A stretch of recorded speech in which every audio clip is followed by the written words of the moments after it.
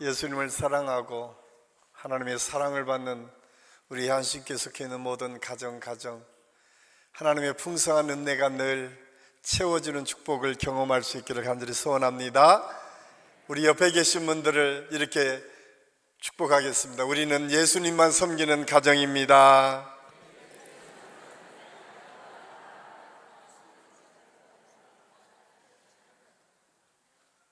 이렇게 축복할까요? 하나님께 주시는 풍성한 은혜를 누리시기를 바랍니다.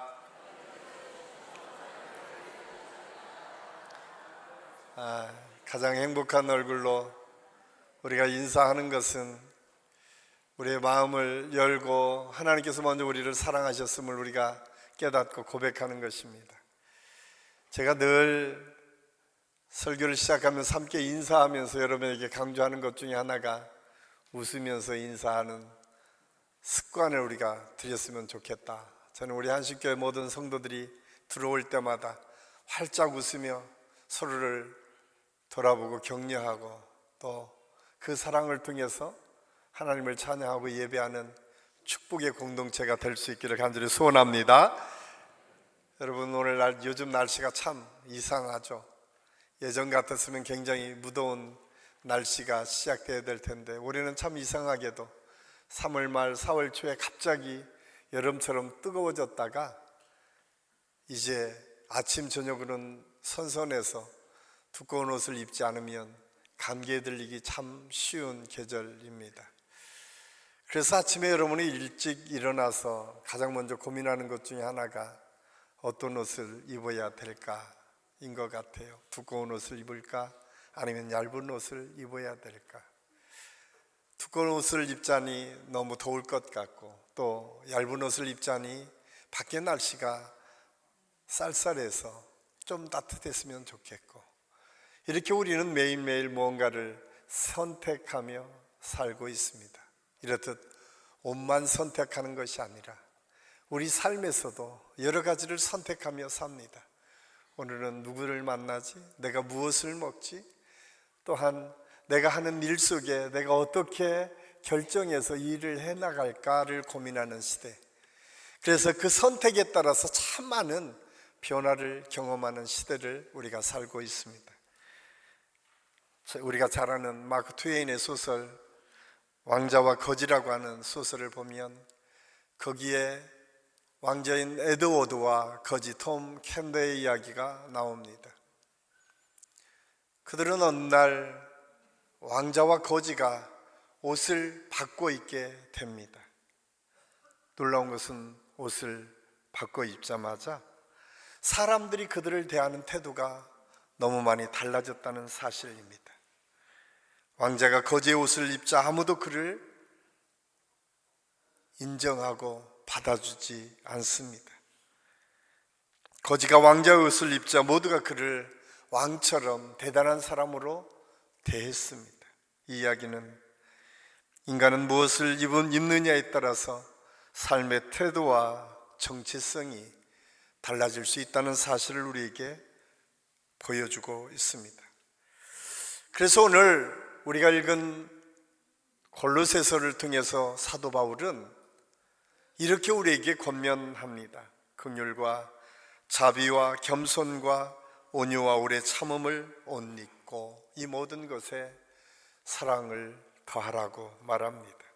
여기에서 옷 입다라고 하는 헬라의 원어의 의미를 보면 단순히 감정의 상태가 아니라 의도적으로 선택하고 옷을 입는 것과 같은 것을 의미합니다. 그러니까 감정의 변화에 따라서 뭔가를 결정하는 것이 아니라 내가 의지적으로 결단하고 선택하는 것을 의미합니다. 우리는 흔히 사랑의 감정을 그렇게 표현합니다. 연애 시절은 죽고 못 산다고 그렇게 사랑하며 사는 것처럼 보여지지만 1년, 5년, 10년만 지나더라도 아마 대부분 사랑이 식었다, 기대가 없어졌다 이런 표현을 하며 살고 있지는 않습니까? 우리 한식교회 성도들의 가정은 그렇지 않겠지만 우리 특히 신혼부부를 이루고 있는 젊은 가정들은 여러분, 부부가 서로 얼마나 기대하며 서로를 돌아보며 살고 있습니까? 아니, 오래된 가정이라고 해도 우리 가정 안에서 여러분의 가족들에 대한 여러분의 기대감은 무엇입니까? 오늘 말씀의 제목을 사랑하는 선택입니다 라고 정해진 것처럼 골로새서는 우리에게 말합니다. 사랑은 감정이 아니고 선택이다. 저는 우리 안식교 모든 성도들의 삶에서 매일매일 옷 입는 것처럼 사랑이 선택되어지고 그 사랑의 결과들이 아름다운 열매로 맺혀지는 축복을 경험할 수 있기를 간절히 소원합니다. 특별히 오늘 본문에 기록된 골로새 교회의 시대에는 이 선택이 얼마나 중요한지를 우리에게 말씀해 주고 있어요. 그 당시는 로마 제국의 영향 아래 있었습니다. 헬라 철학이 발달했고 동방종교가 세속 문화가 혼합해 있었던 도시, 그 도시가 골로새였습니다. 사람들은 화려함과 성공을 추구했고 눈에 보이는 지혜와 힘을 자랑하던 시대였습니다. 그러다 보니까 관계는 권력 구조로 바뀌었습니다. 특별히 그 시대에는 남성 중심의 사회였고 계급이 높은 지위를 가진 사람들이 마음대로 해도 되는 것처럼 보여지는 시대였기 때문에 관계가 권력인 형태로 변화되었음을 알 수가 있습니다. 그런데 요즘 우리가 사는 시대를 보면 어쩌면 전부는 아니지만 참 많이 닮아 있는 것들을 볼 수가 있습니다. 가장 대표적인 것은 성과와 효율적인 것을 구하는 것입니다. 여러분, 여러분의 관계에 여러분은 얼마나 사랑을 선택하며 좋은 관계를 이루며 사십니까? 아니면 끊임없이 효율성을 따지며 내게 좀 유익을 주는 사람이면 좋은 관계를 이루고 내게 좀 편한 일들이 이르면 좋은 관계를 이루고 그렇지 않으면 애써 외면하며 단절시켜가고 또 별로 관계를 맺고 싶지 않은 그런 상태로 우리가 살고 있지는 않습니까? 사실 매스미디어의 발달과 또 하나님 주신 은혜를 통해서 기술 발전이 되면서 우리는 지구 반대편에 있는 사람들조차도 쉽게 영상으로 통화하고 볼 수 있는 그런 시대를 우리가 살고 있습니다. 그런데 정작 내가 마음을 터놓고 누군가에게 이야기하고 싶으면 이야기할 수 있는 사람이 쉽게 찾기 어려운 시대. 누구나 막 그렇게 쉽게 이야기할 수는 있지만 마음 깊은 곳의 아픔을 같이 나눌 수 있는 사람은 점점점 줄어드는 시대를 우리가 살고 있지는 않습니까? 오늘 성경은 그런 우리를 향해서 말씀합니다. 사랑은 선택이다. 여러분의 삶의 모든 환경에 뭔가를 이루기 위해서 우리에게 필요한 것은 선택임을 우리에게 말씀해 주고 있습니다. 여러분은 어떤 옷을 입고 하루를 시작하십니까? 여러분의 마음에 어떤 옷을 입혀주기를 원하십니까? 비교와 가장 큰 이 현대인들에게 문제는 저는 무관심이라고 생각합니다. 혹시 우리는 무관심의 옷을 입고 매일매일 살아가고 있지는 않습니까? 오늘 성경은 우리에게 먼저 요구하는 것이 있습니다. 사랑은 먼저 입은 선택임을 우리에게 말씀합니다. 이미 우리는 사랑의 옷을 입었다는 거예요. 이미 하나님께서 우리 한 사람 한 사람을 부르셔서 그런 선택의 자리에 불러주셨다. 그 확실한 증거가 여기 우리가 앉아있는 것으로 우리가 먼저 깨닫게 될 수 있습니다. 여러분이 선택해서 여기 오신 것처럼 보여지지만 성경은 너희가 나를 택한 것이 아니라 내가 너희를 택하여 세웠다고 예수님이 말씀합니다. 우리가 이 자리에 있게 된 것도 하나님께서 택하셔서 불러주셨다라고 성경은 우리에게 말씀해주고 있습니다. 이렇듯 우리는 매일매일 선택해서 오늘 말씀을 통해서 이렇게 말씀합니다. 그러므로 너희는 하나님이 택하사 거룩하고 사랑받는 자처럼 사랑의 출발, 그것은 택함받은 거룩한 백성들이 그 기초를 사랑에서부터 출발하는 것과 마찬가지다라고 이야기합니다. 그래서 사도 바울은 너희가 먼저 좋은 사람을 만나면 사랑하라고 말하지 않습니다.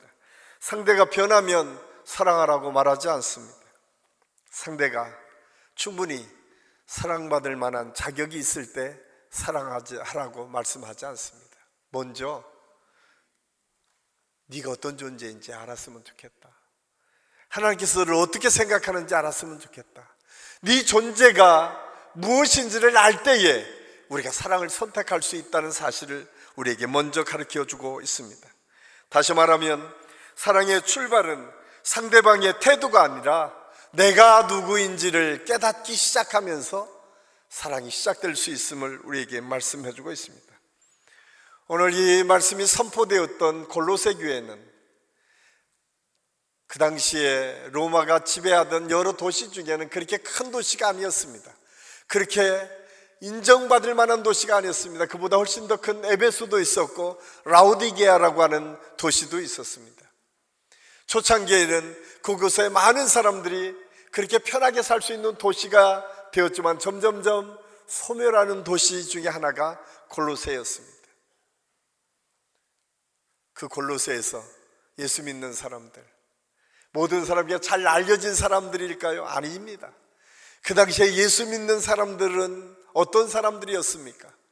그 사회에서 전반적인 하층 계급에 있었던 사람, 그 사람들이 대부분 예수님을 믿었음을 역사적 근거들은 끊임없이 우리에게 보여주고 있습니다.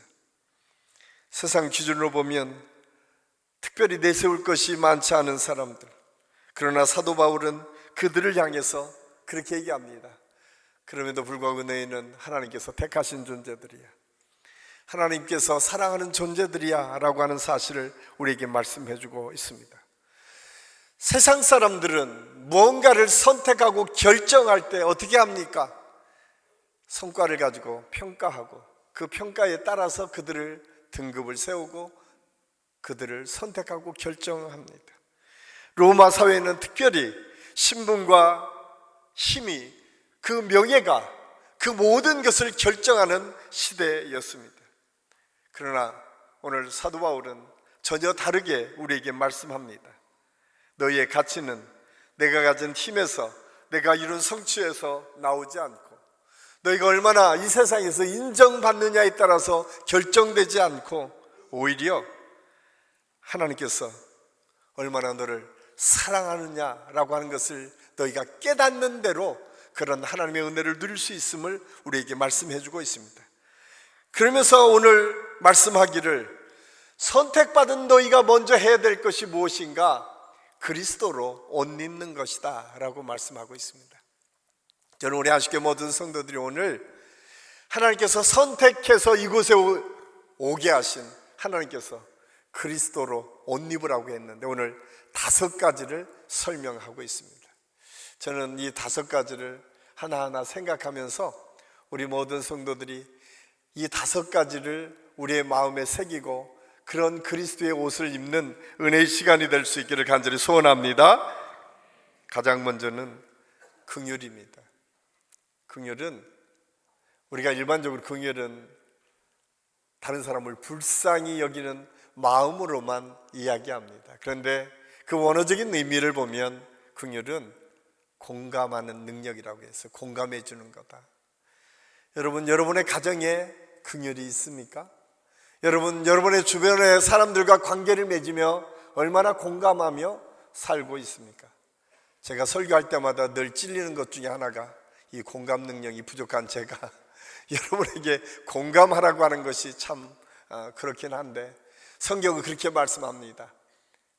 오늘 긍휼을 베풀어라 라고 하는 말은 공감하라 라고 하는 말로 우리에게 말씀해 주고 있습니다. 우리 안식교 모든 성도들의 가정에서, 부부관계 속에서, 부모와 자식 관계 속에서, 또한 여러분의 직장에서나 교회 공동체 안에서 공감할 수 있는 은혜가 있기를 간절히 소원합니다. 또한 자비는 친절함입니다. 여러분, 자비는 누구에게 베푸는 사랑만을 의미하지 않습니다. 여기에서는 자비는 친절함이라고 얘기합니다. 여러분, 우리가 자비를 베푼다라고 하는 것은 무엇인가 내가 있는 것을 누구에게 나누는 것이 아니라 오히려 여러분이 누군가에게 웃어주는 것, 누군가의 말을 들어주는 것, 누군가에게 사랑을 베푸는 그런 마음, 친절함의 곧 자비다라고 우리에게 말하고 있습니다. 또한 겸손하라고 얘기합니다. 겸손은 우리가 일반적으로 내가 나를 낮추어서 다른 사람을 높이는 것으로만 이야기합니다. 그런데 이 원어적인 의미를 보니까 그래요. 겸손은 있는 그대로 받아주는 거랍니다. 아내가, 남편이, 부모님이, 자식이, 친구가 있는 그대로 내가 용납하고 받아주는 것, 이것이 겸손이라고 오늘 성경들에게 말씀해주고 있습니다.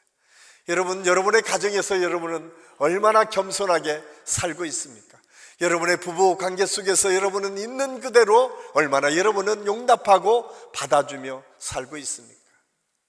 뿐만 아니라 오늘 오래 참으라고 온유를 얘기합니다. 이 온유는 절제하는 것을 의미합니다.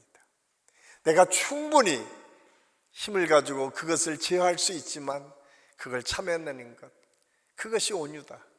우리가 잘 아는 것처럼 대표적인 사람이 모세 아닙니까? 그래서 성경은 모세를 온 지면에 누구보다도 온유한 사람이 모세다라고 얘기합니다. 그런데 우리가 모세는 어떤 사람입니까? 유대단 지도자였습니다. 모세는 성격이 급했습니다. 얼마나 급했습니까?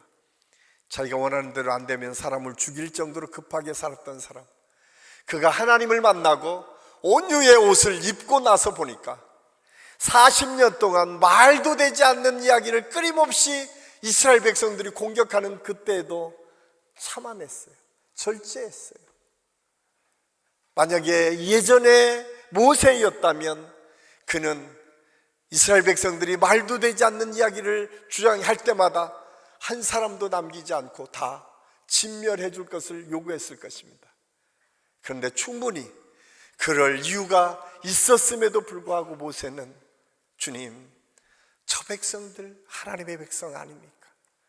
저 백성 차라리 내 이름을 지워서라도 저 백성을 구원해달라고 요청하는 사람, 그렇게 절제 있는 사람으로 바뀐 것이 모세 아니었습니까? 또한 오래 참음을 이야기합니다. 오래 참음은 무엇입니까? 오늘 성경에 보니까 오래 참음은 보복하지 않는 것을 넘어서 상대의 성장과 변화를 기대하는 것이에요. 그러니까 여러분, 오래 참는다라고 하는 것은 무조건 참는 것을 의미하지 않습니다. 기대를 놓치지 않는 거예요. 그 사람이 변화되고 성장될 것을 기대하는 거예요. 저는 우리 한식교 모든 성도들의 가정에서 참기만 하는 삶이 아니라 그 사람이 변화되고 성장하고 또 더 좋은 환경으로 바뀌어질 것을 기대할 수 있는 그런 오래 참음의 역사가 저와 여러분에게 있을 수 있기를 간절히 소원합니다. 그런데 놀라운 것은 이것을 주님께서 그냥 하라고 말씀하지 않습니다. 우리 예수님께서 우리를, 저와 여러분을 그렇게 사랑하심으로 먼저 보여주셨어요. 우리 주님께서 먼저 우리에게 공감해 주셨어요. 전능하신 하나님께서 인간의 육신의 몸을 입고 오셔서 낮고 천한 우리의 자리까지 내려가셔서 우리와 눈높이를 맞춰주시면서 공감해 주셨어요. 하나님께서 우리가 지치고 힘들 때마다 성령을 보내주셔서 따뜻하게 우리를 위로하시고 친절하게 우리를 대해주셨어요. 충분히 화낼 만할 일들이 우리에게 많이 있었지만 우리 주님은 그대로 우리를 받아주셨어요. 너 바꿔서 와라 이렇게 말씀하지 않고 한치 아니하시고 지금 있는 그대로 우리를 용납해 주시는 하나님. 충분히 우리를 심판할 수 있는 여러 가지 요인들이 있지만 주여 저들의 죄를 저들에게 돌리지 말아달라고 기도하는 예수 그리스도의 사랑의 모습. 그런데 더 놀라운 것은 여전히 세상 사람들은 저와 여러분을 포기했을 수 있지만, 우리 부모님은 혹시 우리를 포기할 수 있었지만, 성경은 오래 참음을 통해서 우리에게 기대하신다는 거예요. 저와 여러분을 오늘 부르시는 하나님께서는 여전히 우리의 삶에 하나님의 은혜가 있을 것을 기대하고 하나님의 사랑을 베풀어 주신다는 사실을 우리는 알아야 됩니다.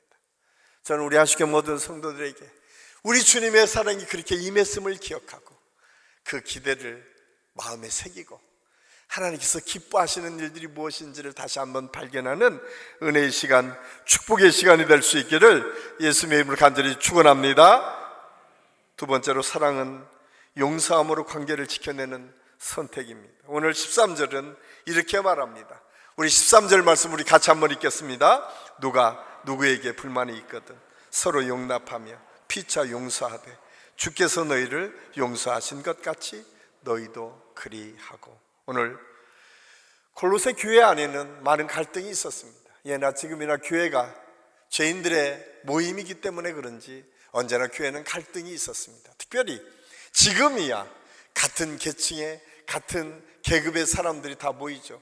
왜냐하면 지금 시대는 계급이 따로 있지 않기 때문에. 그런데 여기 골로새 교회 현장에 있었던 때는 계급이 있었을 때입니다. 부자가 있었습니다. 가난한 사람이 있었습니다. 주인이 있었습니다. 노예가 있었습니다.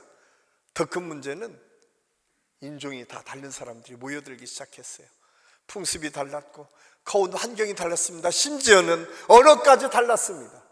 그런 다양한 사람들이 예수 믿는 믿음으로 하나가 되었다고 해서 하루아침에 문제가 없었겠습니까? 그런데 그 많은 사람들이 모여 있을 때에 사도 바울은 그렇게 얘기합니다. 그 사랑을 선택해야 되는데 너희가 용서함으로 사랑을 이루어가라고 우리에게 말씀해주고 있습니다. 그렇습니다. 교회는 완벽한 사람들의 모임이 아닙니다. 그렇기 때문에 언제나 실수할 수 있고 또 잘못이 쉽게 노출될 수 있습니다. 가족도 마찬가지입니다. 다른 데에서는 그렇게 보이지 않지만 가정 안에서는 숨길 수 없기 때문에 너무나 마음이 드러나고 실수가 드러나고 잘못이 보여질 수 있습니다. 그때 여러분은 어떻게 하십니까?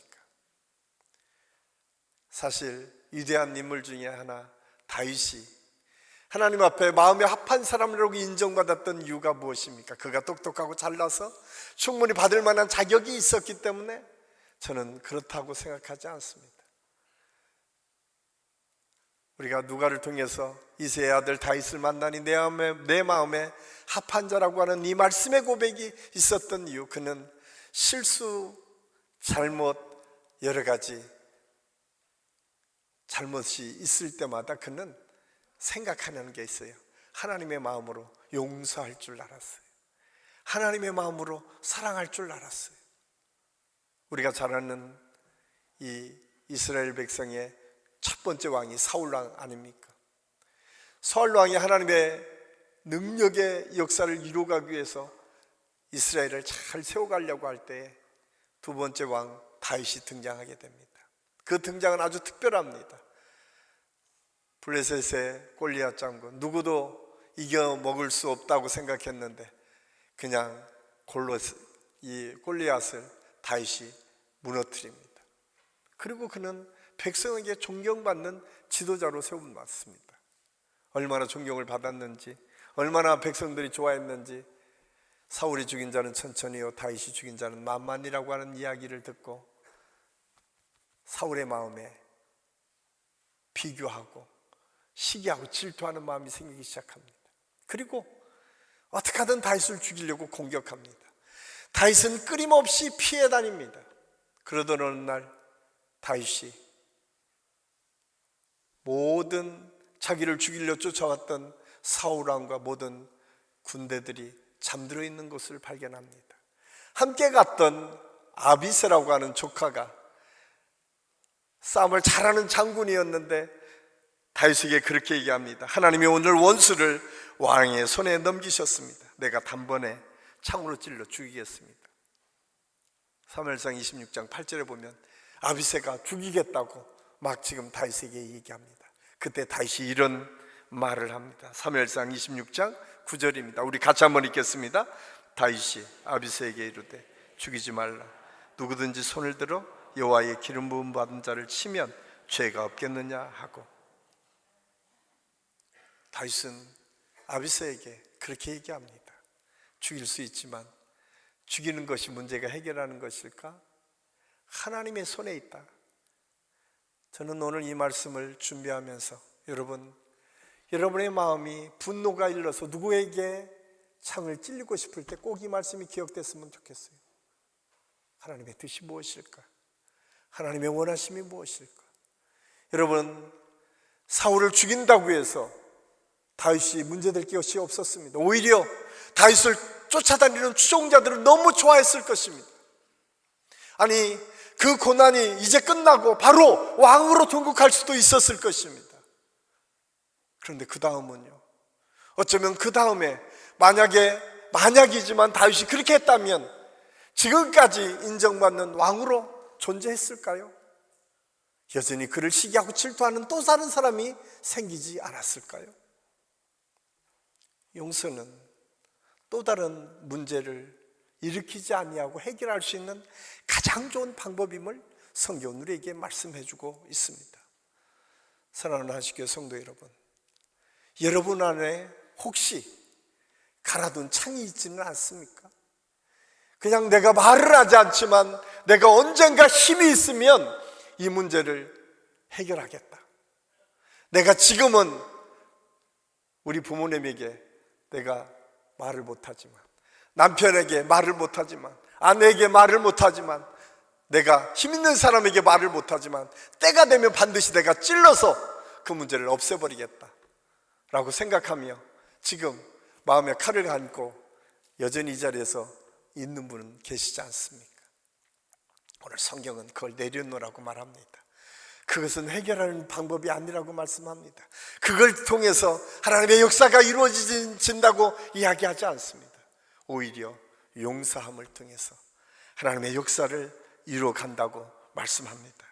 그런데 여러분, 더 놀라운 것은 이 용서는 일방적으로 이루어지지 않는다는 거예요.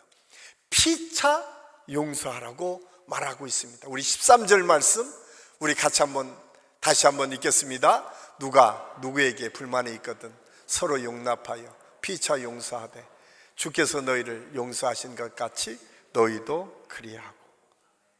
참 놀랍지 않습니까? 용서는 한 사람으로 이루어지지 않습니다. 서로 용서할 때 가능하다는 거예요.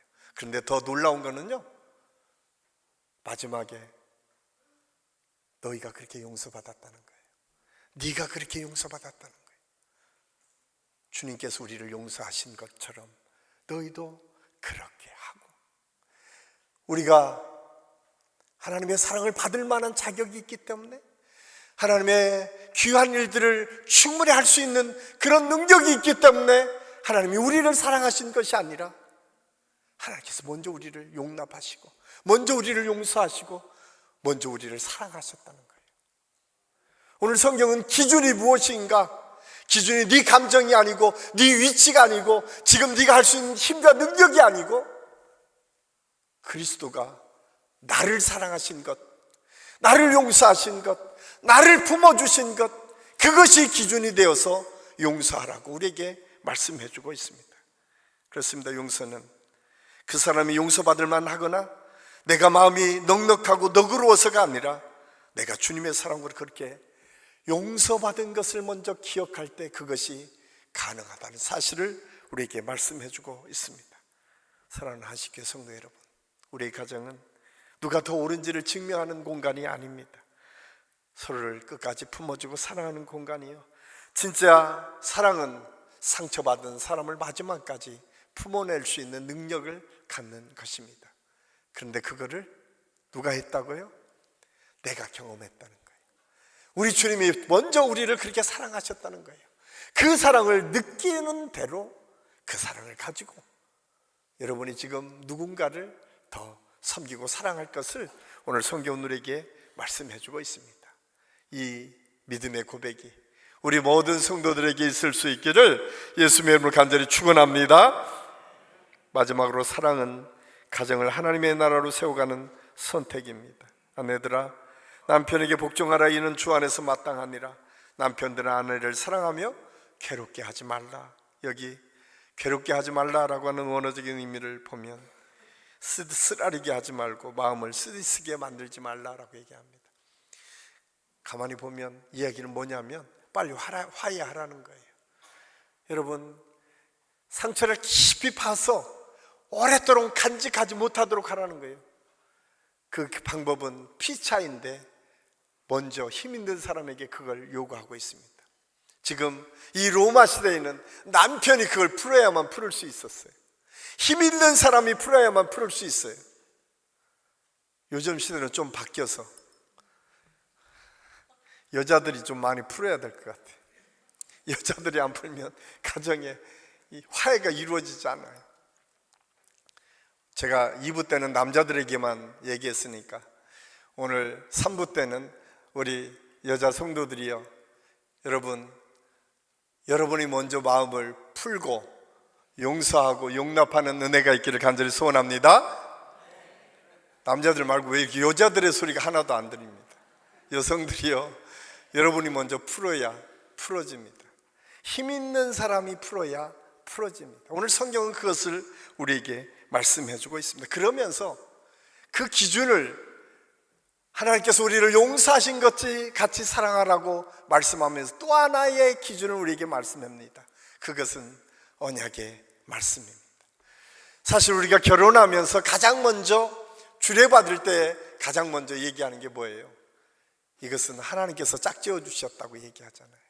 우리의 감정에 의해서 우리가 결혼하고 가정을 이루고 여러분이 낳고 싶어서 아들, 딸을 낳은 것이 아니라 하나님의 선물이고 하나님의 말씀의 기준에 가정에 세워졌다는 사실을 우리에게 말씀해 주고 있습니다. 그래서 언약의 말씀이 중요합니다. 그래서 우리 신앙생활하는 모든 성도들의 가정에서 이 말씀은 너무나 중요합니다. 다시 한번 여러분에게 꼭 말씀드리는데, 여러분의 가정에 말씀이 있습니까? 여러분 모든 가족이 인정하는 말씀이 여러분의 가정에 있습니까? 만약에 없다면 한번 곰곰이 생각하시면서 우리가 온 가족이 이 말씀을 내가 선택해야겠다, 이 말씀을 꼭 가졌으면 좋겠어요. 저희 가정은 항상 기뻐하라, 쉬지 말고 기도하라, 범사에 감사하라, 이는 그리스도 예수 안에 있는 하나님의 뜻이다 라고 하는 이 말씀이 저희 가족의 말씀입니다. 믿어지지 않으면 나중에 우리 딸한테 물어보세요. 분명합니다. 여러분 자신 있게 이렇게 여러분의 가정의 자녀에게 그 말씀이 들어가 있습니까? 그래서 우리는 기뻐할 수밖에 없고 기도할 수밖에 없고 하나님의 뜻을 바라볼 수밖에 없습니다. 그렇게 훈련시켜야 됩니다. 그렇게 각인시켜야 됩니다. 그럴 때에 하나님의 가정이 세워집니다. 저는 우리 안식교회가 하나님의 말씀이 있는 가정이었으면 좋겠어요. 어떤 가정이든 어떤 말씀이든 여러분이 기도한 중에 그 말씀을 꼭 묵상하시고 여러분의 가정의 말씀으로 세우십시오. 제가 아까 579장을 부르면서 그런 마음이 들었어요. 그 찬양을 부를 때마다 저는 저희 어머니가 기억됩니다. 그 농촌에서 일하는 그 어머니, 지금이야 성경책이 많을 때지만 그때만 하더라도 성경책이 그렇게 많지 않았습니다. 세로로 한자가 섞여있는 그 성경책을 돋보기를 쓰고 보시던 어머니의 모습이 있습니다. 저희 가정이 참 무너질 때, 너무 힘들고 어려울 때 날마다 마룻바닥에 있던 교회 가서 무릎 꿇고 기도했던 어머니의 모습이 지금도 생생합니다.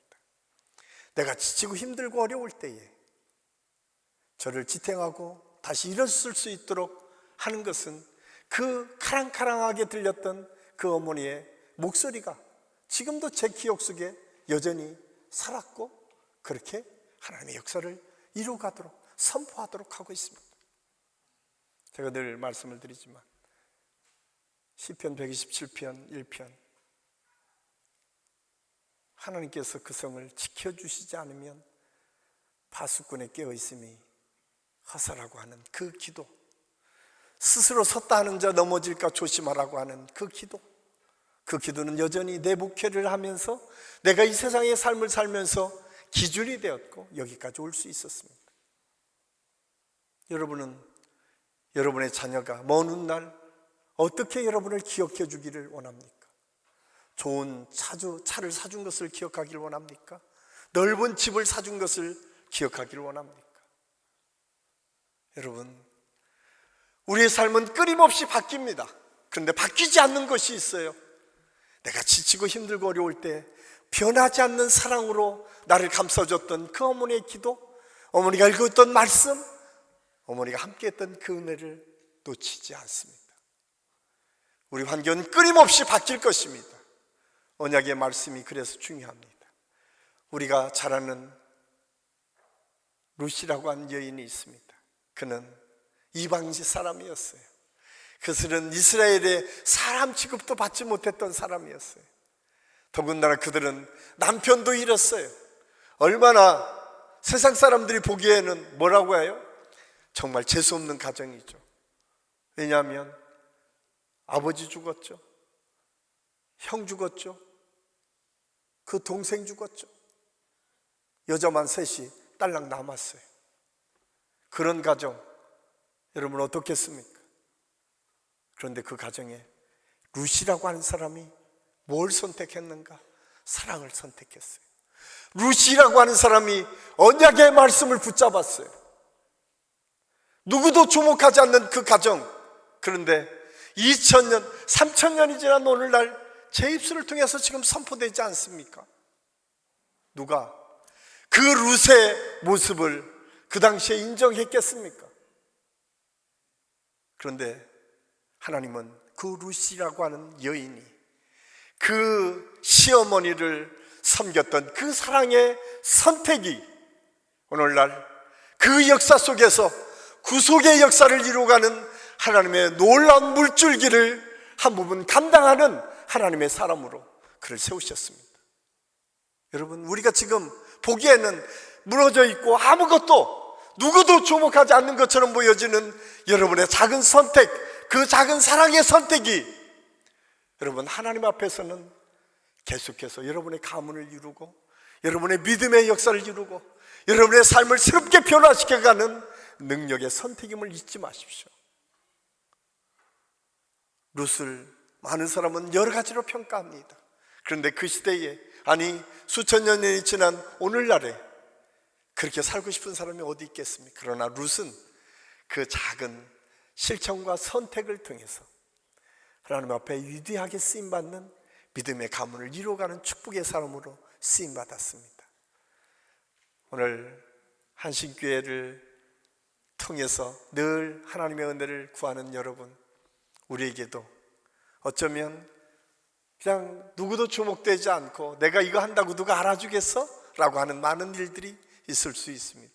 그러나 그 작은 선택이 하나님께서 원하시는 사랑의 선택이 되어질 때에 여러분의 가정에 하나님의 능력의 역사가 나타나고 그 역사를 통해서 하나하나 변화되는 하나님의 역사들을 경험하게 될 것입니다.